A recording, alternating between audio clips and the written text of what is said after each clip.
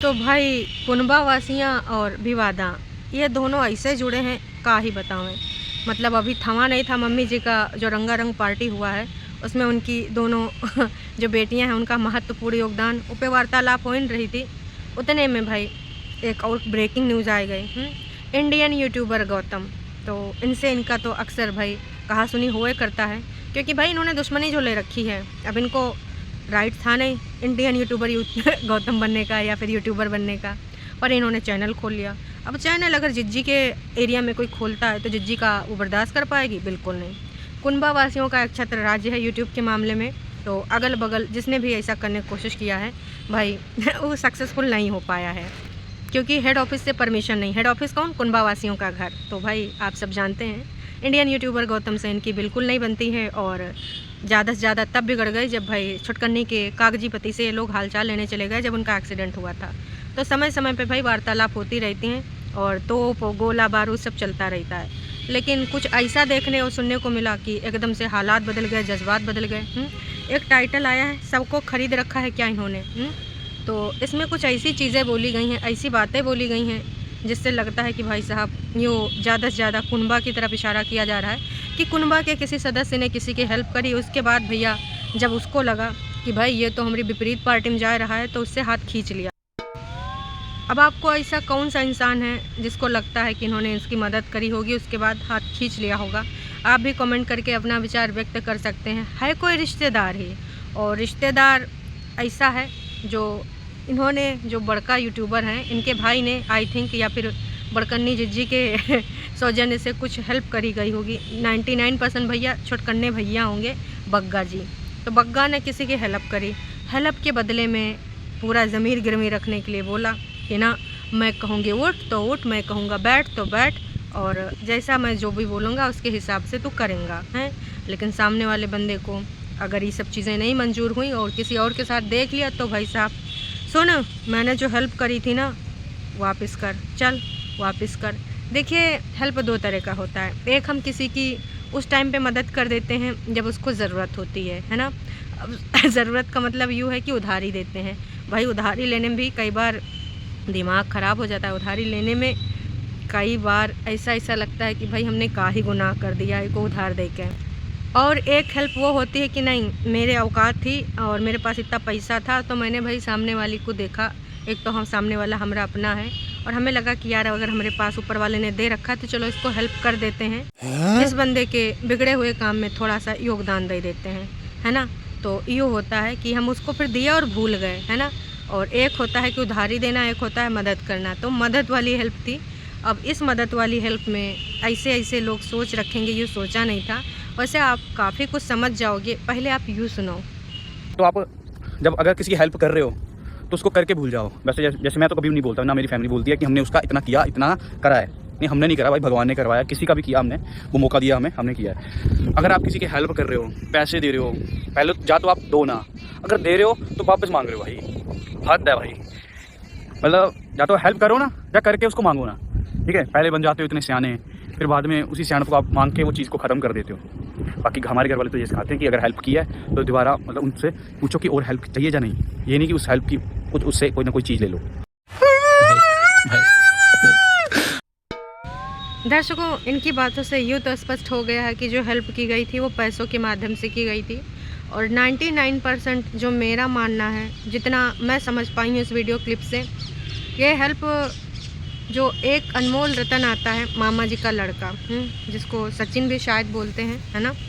तो मुझे लगता है कि पिछले दिनों में कहीं पर ये लोग गए थे किसी शादी में या फिर कहीं पर गए हुए थे, तो वो बंदा इनके साथ बैठा था।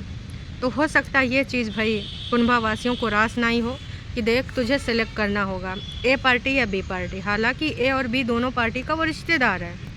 ए पार्टी के साथ अलग रिश्ते हैं, बी पार्टी के साथ अलग रिश्ते हैं। अब भैया जो बीच का रिश्तेदार है उसको काहे मजबूर कर रहे हो? आप उसे दोनों लोग रिश्तेदार अपना रिश्तेदारी रख सकते हैं। जब आपके साथ होगा तो भैया आपकी तरह बातचीत होगी, उधर होगा तो उनके हिसाब से बातचीत होगी, है ना। पर प्रेशर नहीं होना चाहिए आई थिंक। इससे फिर से एक बार आपका असली व्यक्तित्व सामने आ रहा है और यूँ दर्शा रहा है कि जब आपका बुरा टाइम था आपके साथ कोई नहीं था, आपके खुद अपने थे।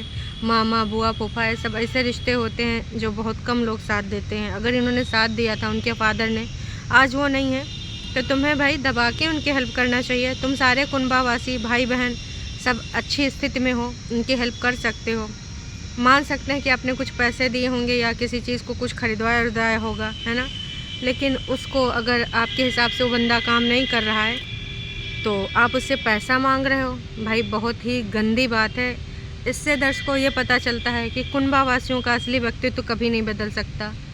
कुछ दिनों से लग रहा था कि भाई लग रहा है कि बग्गी के संरक्षण में थोड़ा बदल रहा है बग्गा, लेकिन फिर से वही लग रहा है कि नहीं बदल सकता बंदा, चाहे कुछ हो जाए। हैं, अरे भैया मिट्टी पा देते पैसा दे के, भूल जाते, सोचते कि भाई तूने कुछ नहीं करा है, जो भी करा है मामा ने कभी तेरे साथ करा था तो इसलिए तूने कर दिया भाई। लेकिन इन सब चीज़ों को यहाँ पर आपने फिर से साबित कर दिया कि भाई जनता जनार्दन अगर सोच रही कि तुम्हारे अंदर बदलाव आ रहा है तो भाई बहुत गलत सोच रही है।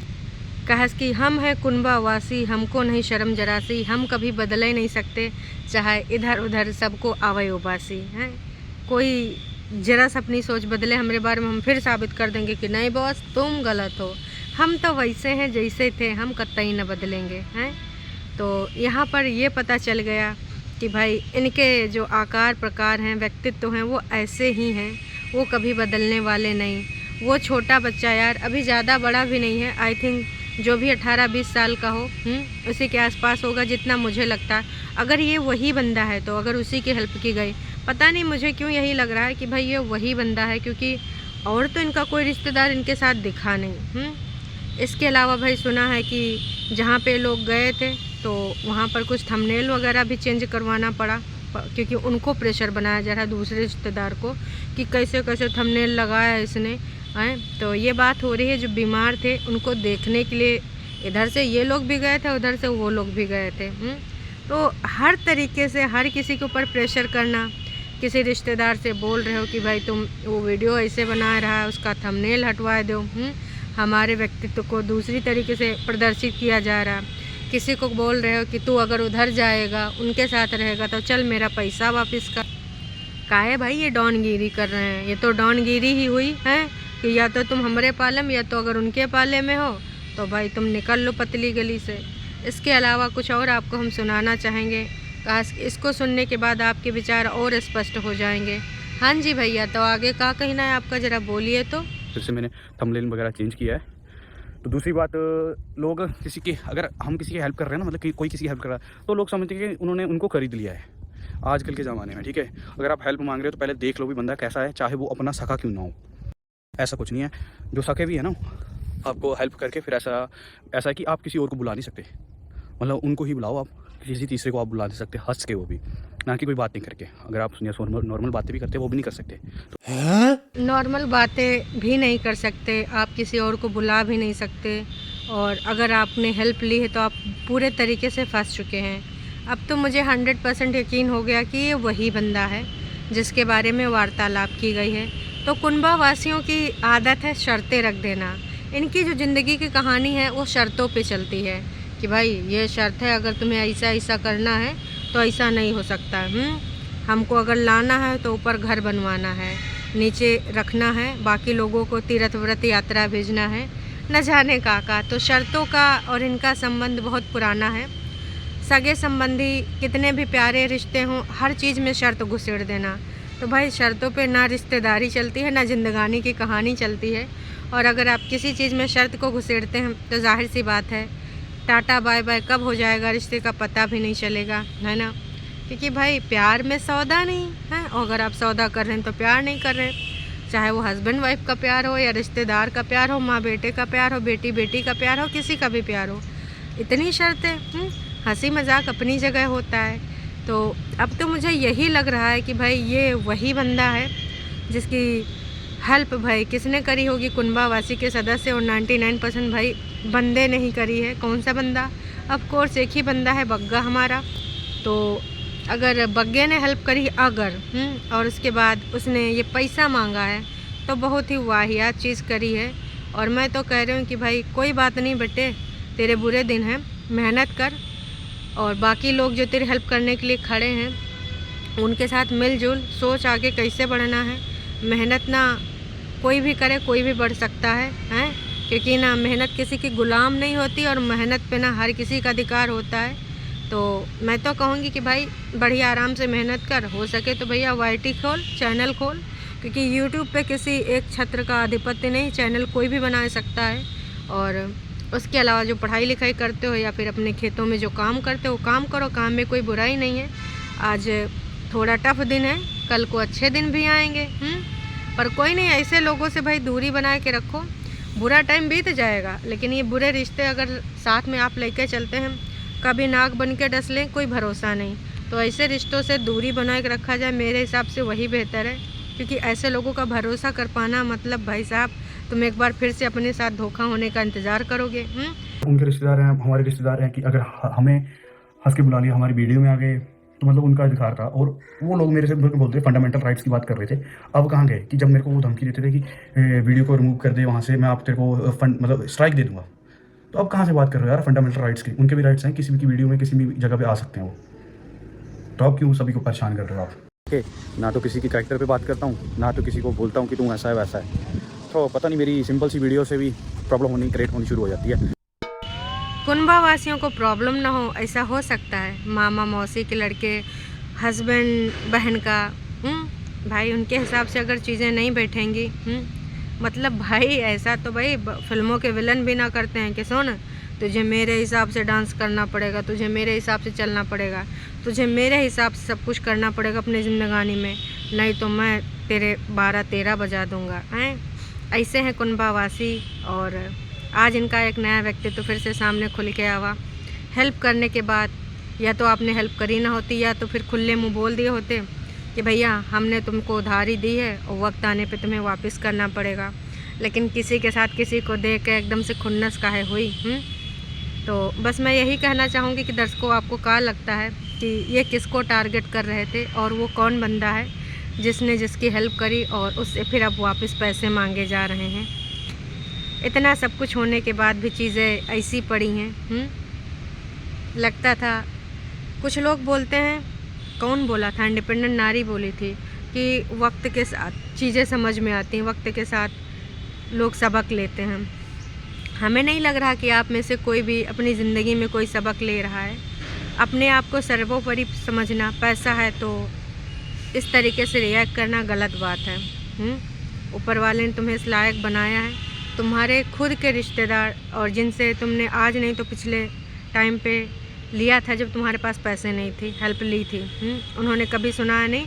हाँ, हम लोग को भी तभी पता चला जब आपके मुख से ही पता चला कि वो ऐसा करते थे, मामा जी ऐसा करते थे। तो ऐसी चीज़ें, हरकतें ना ही कीजिए, बहुत तुच्ची सोच दर्शाती हैं। लग रहा था कि भाई आप अच्छे व्यक्तित्व के मालिक हो चुके हैं, आपका परिवर्तन हो रहा है स्वभाव में, लेकिन अब फिर तो यही लग रहा है कि भाई ऐसा हो नहीं सकता। बाकी जनता जनार्दन गलतफहमी का शिकार थी। आप जो हैं वही रहेंगे, आप नहीं सुधरने वाले। तो चलिए भी, अभी के लिए इतना है, फिर मिलेंगे एक नई वीडियो के साथ, नई अपडेट के साथ। आपको क्या लगता है कौन रिश्तेदार है और किसने किसको टारगेट किया है? मतलब वीडियो डिलीट करने के लिए इनको स्ट्राइक तक देने की धमकी दी गई, और ऑफ कोर्स ये किसने दिया होगा आप सबको पता है। भाई घर की जो बड़की हैं, और उनको लगता है कि भाई यूट्यूब का बिज़नेस वही लेके आई हैं 2017 से। तो ये तो गलत बात है यार, कि मतलब कोई और दूसरा चैनल ही नहीं खोल सकता है। ऐसा कहाँ लिखा है?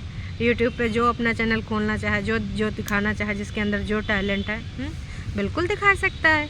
लेकिन ये बात हमको सुन के बड़ा अजीब लगा कि स्ट्राइक देने की बात कर ली, धमकी भी दे दी। अभी तक तो ये पता था कि रिश्तेदारों से कहलवा के बोला जा रहा था कि चैनल बंद करा दे, ये है वो है, फलान है ढमाक है। आने वाले टाइम में देखो और का चीज़ें सामने ऐसे आती हैं, आ सकती हैं भाई। तो चलिए अभी के लिए इतना ही, फिर मिलेंगे एक नई अपडेट के साथ। चैनल पे अगर आप नए हैं तो चैनल को कर सकते हैं सब्सक्राइब, और वीडियो अगर आपको थोड़ा भी पसंद आई तो जाने से पहले कर दीजिएगा लाइक। Tata bye bye.